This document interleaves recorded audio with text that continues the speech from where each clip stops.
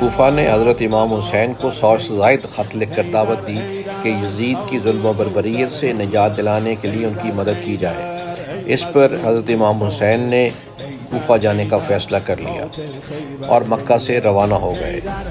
مکہ سے کربلا تقریباً 1731 کلومیٹر ہے اور تقریباً 1350 سال قبل یہ ایک نہایت دشوار گزار اور تکلیف دہ راستہ تھا، جس پر امام حسین علیہ السلام نے اپنا سفر 8 ذی الحج 60 ہجری یعنی 10 ستمبر 680 عیسوی کو اپنے 50 اہل خانہ کے ساتھ شروع کیا، اور اس دوران 14 مختلف مقامات پر امام نے یہ پڑاؤ کیا یا مختلف لوگوں سے ملے یا لوگوں سے خطاب کیا۔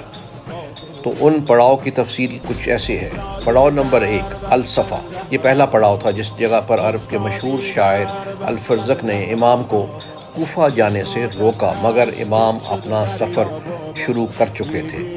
پڑاؤ نمبر 2 ذات عرق، دوسرا پڑاؤ جو مکہ سے تقریباً 92 کلومیٹر پر ہے۔ اس مقام پر امام اپنے کزن عبداللہ ابن جعفر سے ملے اور اس مقام پر عبداللہ ابن جعفر نے اپنے دونوں بیٹوں اون اور محمد کو امام کی خدمت میں پیش کیا اور ساتھ ہی امام کو کوفہ جانے سے روکا، جس پر امام نے جواب دیا میری منزل اللہ کے ہاتھ میں ہے، اور آگے چل پڑے۔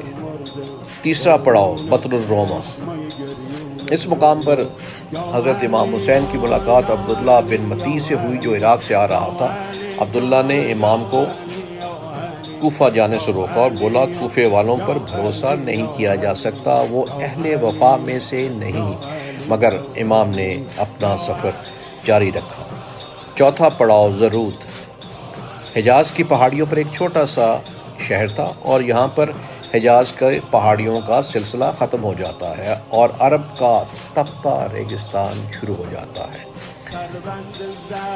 اگلا پڑاؤ نمبر 5 زبالہ، اس مقام پر امام کو کوفہ والوں کے ہاتھوں مسلم بن عقیل کی شہادت کی خبر ملی۔ یہ خبر انہوں نے اپنے ساتھیوں کو بتائی کہ مسلم بن عقیل اور ہانی کو شہید کر دیا گیا، اور اس پہ انہوں نے واضح کر دیا کہ کوفے والے ہماری مدد نہیں کریں گے۔ امام نے اس موقع پر کہا کہ جو چھوڑ کر جانا چاہتا ہے واپس چلا جائے۔ بہت سے قبائل جو راستے میں امام کے ساتھ اس امید پر چل پڑے تھے کہ انہیں جنگ میں مال و دولت ملے گی، اس مقام پر ادھر ادھر بکھر گئے، اپنے گھروں کو لوٹ گئے، اور امام کے ساتھ ان کے اہل خانہ سمیت تقریباً 50 لوگ رہ گئے۔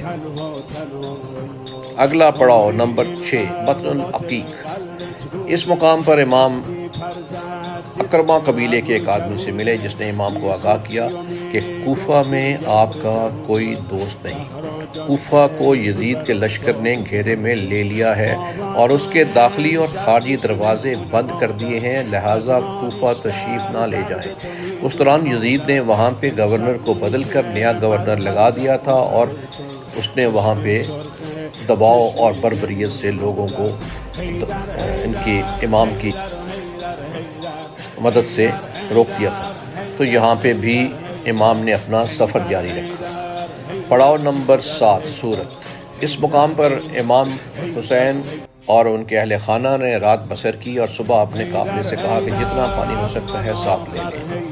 پڑاؤ نمبر 8 شرف، اس مقام پر امام کے ساتھیوں نے ایک لشکر کو اپنی طرف آتے دیکھا، امام فوراً قافلے کا رخ موڑ کر قریب ایک پہاڑی کے پیچھے لے گئے اور وہاں سے اپنا سفر جاری رکھا۔ اگلا پڑاؤ نمبر 9 ذو حسن، اس مقام پر امام کی ملاقات خر اور اس کے 1000 سپاہیوں سے ہوئی۔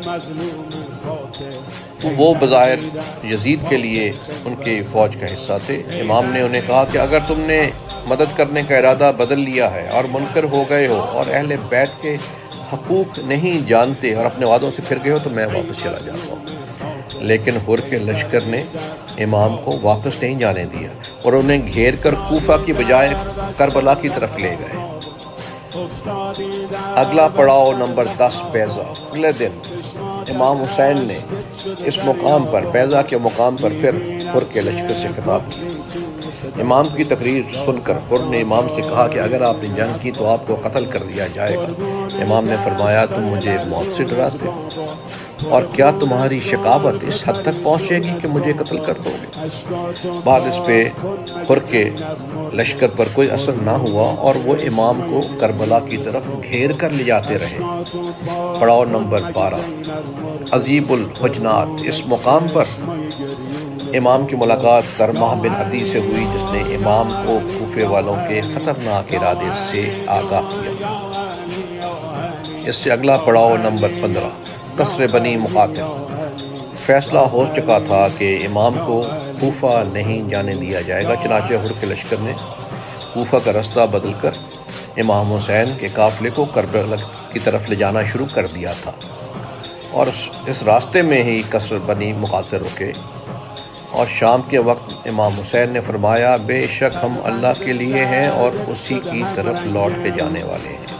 اس کے بعد اگلا پڑاؤ نمبر 13، نینوا۔ اس مقام پر حر کو ابن زیاد کا خط ملا، جس میں اس نے لکھا کہ امام جہاں ہیں انہیں وہیں روک لو اور انہیں ایسی جگہ پر مجبور کر دو جہاں پانی اور ہریالی نہ ہو۔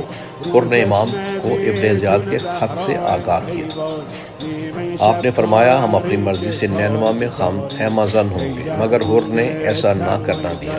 پھر امام کا قافلہ آگے چلا تو امام نے پوچھا کہ اس جگہ کا کیا نام ہے؟ کس نے جواب دیا کربلا۔ تو امام نے فرمایا کہ یہی وہ جگہ ہے جہاں ہمیں قتل کیا جائے گا۔ تو یہ پڑاؤ نمبر 14 کربلا میں تھا، اور امام حسین کے حکم پر کربلا کے میدان میں خیمے گاڑ دیے گئے۔ دریائے فرات خیموں سے کچھ میل کے فاصلے پر تھا، لیکن ایک ندی قریب تھی جس پر یزیدی فوج قابض اور امام حسین کے لشکر کو پینے کے پانی سے محروم رکھ رہی تھی۔ 2 محرم 61 ہجری کا دن تھا اور 3 اکتوبر 680 کی تاریخ تھی۔ 10 اکتوبر کو دریائے فرات کے مغرب میں کربلا میں یزید کی فوج عبید اللہ کی طرف سے اور عمر بن سعد کی کمان میں 4000 آدمی جنگ کے لیے بھجوائے گئے تھے، اور حضرت امام حسین کے لشکر کے 72 جنگجو تھے، جس میں حر بھی ان کے ساتھ شامل ہو گئے۔ انہوں نے پچھتایا اور اپنے آپ کو امام حسین کے ساتھ شامل کر دیا۔ جنگ کا آغاز ہوا تو حضرت امام حسین اپنے گھوڑے ذوالجناح، یا جس کو ذوالجناح کہا جاتا ہے اور اس کا اصل نام مرتجز بھی ہے، اس پہ سوار ہو کے جنگ کے لیے نکلے۔ پہلے امام حسین کے صاحبزادے 18 سالہ علی اکبر شہید ہوئے، بے جگری سے لڑتے ہوئے شہادت پائی۔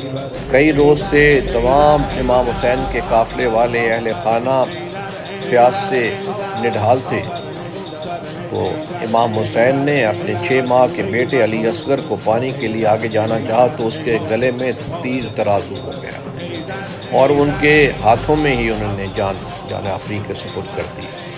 اس کے بعد تیروں کی بارش ہوئی، امام حسین تیر کے وار سے زخمی ہوئے تو ابو سبقہ شمر بن ذیل جوشن نے تلوار کے وار سے امام کو شہید کیا، سر تن سے جدا کیا۔